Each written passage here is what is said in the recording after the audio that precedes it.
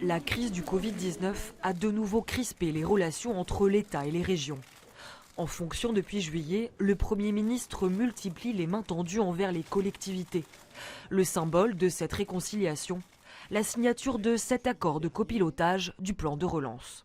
Aujourd'hui, nous franchissons une étape supplémentaire extrêmement importante pour lutter contre le chômage, pour créer des emplois, pour favoriser la formation, pour soutenir des territoires.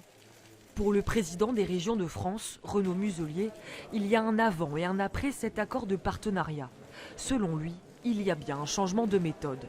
Il y avait de la défiance, de la confiance. Il y avait dans cette défiance la volonté d'une recentralisation. Et aujourd'hui, il y a une volonté de mettre des comités de pilotage, préfets de région, présidents de région. Et donc c'est une évolution structurelle, phénoménale dans le cadre des décisions et du suivi. Mais pour les présidents de région, l'inquiétude, c'est la gestion de la crise sanitaire.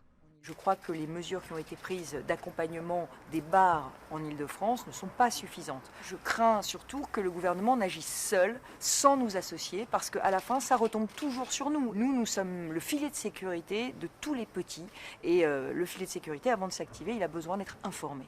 Pour la présidente de la région Occitanie, Carole Delga, Matignon a renoué le dialogue avec les collectivités territoriales. Mais cela reste insuffisant. Nous allons avoir à la fin de l'année une dotation de 600 millions d'euros. Donc c'est en effet une nouvelle ère. Mais il est indispensable d'avoir un pays plus décentralisé, c'est-à-dire que la décision se prenne au plus près du terrain. Et c'est en donnant de la liberté d'action qu'on permettra vraiment aux Français de retrouver confiance et de surmonter cette crise.